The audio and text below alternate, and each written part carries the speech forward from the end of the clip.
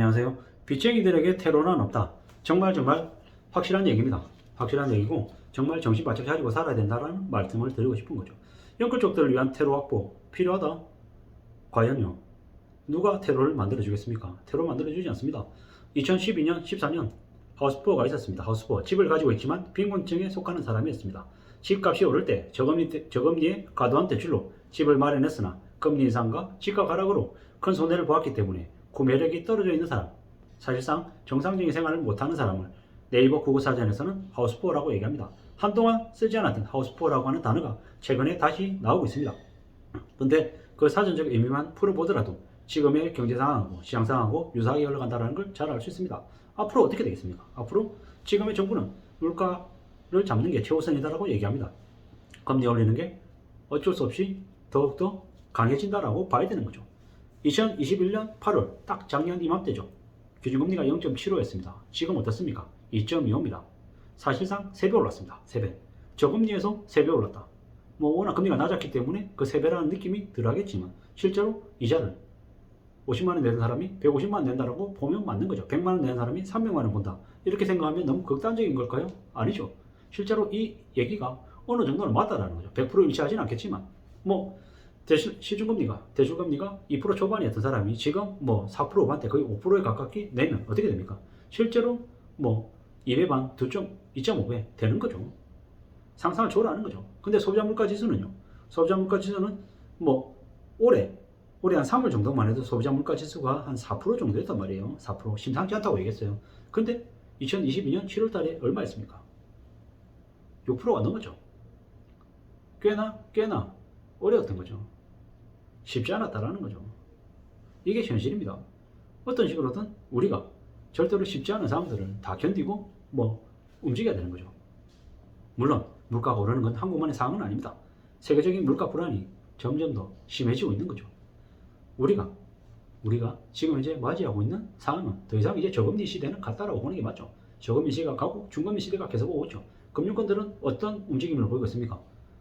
중금리 시장을 노리고 있는 거죠.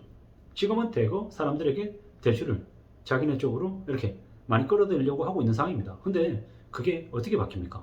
점점 더 걸려든 사람들에게는 신용점수가 낮아지고 또 다중채무나 아니면 여러 가지 상황들 때문에 그들이 감당해야 되는 이자 부담이 더 커질 수밖에 없다는 거죠. 이제는 벼락부자 혹은 뭡니까? 프리미엄으로 매덕을 벌였다고 얘기하는 사람들이 점점 더 상황이 안 좋아지는 거죠. 힘들어지는 거죠. 물가가 가파르게 오르기 때문에 금리는 안 올릴 수 없고 미국은 덩달아서 더 심하게 올리고 있는 게 지금의 모습입니다. 대출 이자는 점점 더 높아지는 거죠. 시중의 대출 이자가 더 높아지는 거죠. 올 4월만 해도 최고 대출 이자가 최고가 7%가 넘을 수 있다고 했지만 지금으로 봤을 때는 7%가 아니라 8% 이상을 갈 것 같다라는 거죠.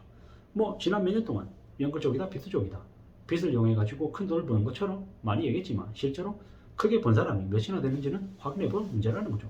집을 팔아야 자기 거고 주식도 팔아서 자기 손에 쥐어야 그게 자기 돈인 거지. 그 전에 평가를 아무리 많이 해서 평가액으로 기분 좋아 본들 기분이 나빠 본들 사실 좀 의미가 없지 않나라는 생각이 더 드는 거죠.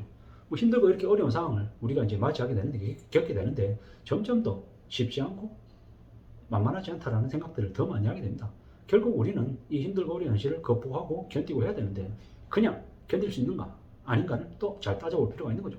다중채무자들은 사실상 지금도 이미 목까지 차 있는 상태이기 때문에 금리가 더 올라서 올 하반기 연말이 되고 내년이 되면 그들이 무너지는 건 당연한 얘기인 거죠. 그들이 진 빚을 쉽게 빠져나갈 수 없다는 거 인식해야 됩니다. 인정해야 됩니다. 받아들여야 됩니다. 절대로 그냥이 아니라는 거죠. 참 힘들고 어렵고 막막한 세상을 현재 우리가 살아가고 있습니다. 그냥 아무 일 없이 별일 없이 못 지나갑니다. 제 고장 같은 경우에도 제가 알고 있던 지인도 2012년 14년 하우스푸어를 겪었습니다. 하우스푸어였죠. 그러고 난 뒤에 어떻게 됐냐? 그냥 삶이 회사 집밖에 없습니다. 사람들 간의 관계도 다 단절했습니다. 왜? 그럴 수밖에 없는 게 그때 진 빚이 너무 많았기 때문인 거죠. 부동산으로 일어난 아픈 기억들, 충격이 꽤 많았기 때문에 그 때문에 그들의 생활은 완전히 바뀌었습니다. 사람들과의 관계도 단절하고 아예 안 만나고 술 마시고 어쩌고 하는 그런 건 더더욱도 없고 결국에는 완전 사람의 인생 자체가 뒤바뀐 거죠. 저도 어쩌면 일정 부분 그랬다라고 볼 수 있고요. 뭐 이래저래 많은 사람들의 삶이 절대 만만하지 않다, 쉽지 않다. 근데 앞으로 더 힘들고 더 어려워질 거다라고 생각해야 될 것 같습니다. 더 염려스럽고 더 암담한 건 최근에 들어서 부모들이 자식을 자신의 소유물로 생각하고 자신들이 경제적으로 궁지에 몰리면은 극단적인 선택을 하기 전에 아이들을 같이 그렇게 해버린다라는 것 자체가 되게 충격적인 거죠. 그런 일들이 뭐 한국만 있었던 것도 아니고 일본에도 있었고 뭐 전 세계 어디에도 많았었는데요. 무서운 얘기죠. 무서운 얘기입니다. 그런 일들이 늘어나니까 뭐 네티즌이 그렇게 얘기하죠.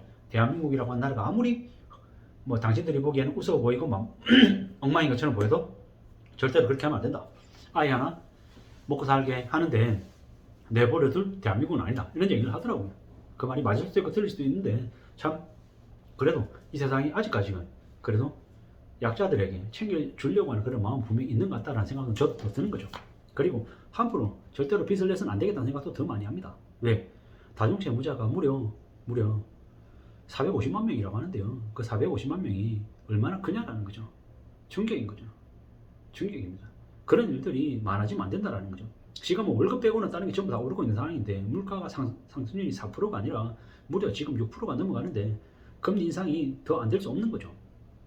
금리 인상이 안 될 수 없는 거죠. 경제부총리가 6%까지 가고 뭐 7%, 8% 가는 일은 없다 그러고 10월 달이 정점일 거다라고 얘기하는데 죄송합니다. 그건 너무 희망찬 얘기 같은 거죠. 미국은 9.1%까지 찍고 있죠.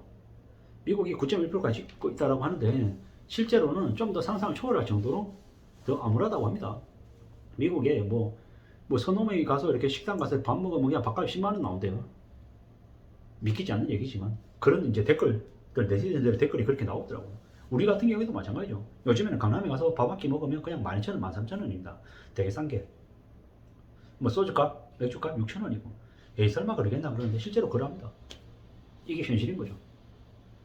작년만 하더라도 밥값 10,000원 시대는 거짓말이다. 아예 그러진 않을 거다라고 했는데 그래도 작년 이맘때는 7,000원, 8,000원이었던 것 같은데 지금은 그냥 10,000원을 넘어가는 게 같고요. 그 몇 년 전에는 그래도 5, 6,000원도 있었던 것 같은데 이제 그게 거짓말이 돼버린 것 같은 거죠. 뭐 점점 더 물가는 더 가파르게 오르고 우리의 지갑 사정은 월급 사정은 더 안 좋아지고 더 암담해지는 게 현실이다. 이런 상황이기 때문에 함부로 빚을 져서는 안 되겠다라는 거죠. 이번에 대거 큰 경제적 쓰나미가 쓸려 나가고 나면 많은 사람들이 더 미치고 더 발작 뛸 정도로 많이 우려스러워지겠죠. 무서워지겠죠. 그게 당연한 얘기입니다. 살아간다는 것 자체가 절대로 쉽지 않더라. 뭐 더 걱정스럽다라는 거죠. 많이 고민하고 많이 우려하면서 살아야 될 것 같습니다. 살아가는 삶이 절대로 그냥 엄청 넘어가지 않는다.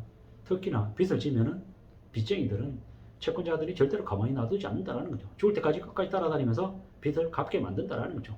이자나 원금 말이죠. 그리고 뭐 법원에 채무 불이행자 등재되면은 4대 보험 적용 안 되고요. 은행 거래 못 하고 뭐 신용카드 사용 못 하는 거 당연하고요. 어디 가서 노가다도 못 하는 거죠. 요즘에 어디 가서 노가다 뛰면 현금으로 이렇게 안 나눠줍니다. 계좌로 입금시켜주죠. 계좌로 입금시켜주지 않고 현금으로 돈을 지불해주는 곳은 어떤 곳만 그러겠나요? 최저임금 적용 안 받는데 신분 불분명한데 정상적이지 않은 음성적인 일 이런 것들이 되겠다라는 거죠. 그렇게 생각해보고 따져보면은 빚쟁이가 되고 채무불이행자가 되고 신용불량자가 되면 삶이 어떨지는 뻔하다라는 거죠. 절대로 그 아래로 거기까지 극단적으로 내려가지 않기 위해서는 우리는 삶을 잘 지킬 책임이 있다라는 말씀을 드립니다. 쉽지 않다, 힘들다, 어렵다, 만만치 않다라는 말씀을 계속 드리고요. 지금부터라도 빚지지 않게 위해서 노력해야 되고 빚을 갚기 위해서 아둥바둥 최선을 다해야 될 것 같다라는 말씀을 드립니다. 3억 5천만 원의 전쟁이라고 하는 책이 있습니다. 7개에서 10가지의 일을 하면서 하루에 한두 시간에서 서너 시간을 자면서 무려 10년 동안 그렇게 일을 해서 빚을 갚은 분의 수기입니다. 정말로 찾아보시고 읽어보시고 정말 이 힘들고 어려운 현실을 극복해 나가는 누군가의 모습을 좀 뽑아야 될 것 같습니다. 저는 저대로 여러분들대로 우리가 살아가는 삶이 좀 나태하거나 부족하거나 모자라진 않는지를 좀 되돌아봐야 되겠죠.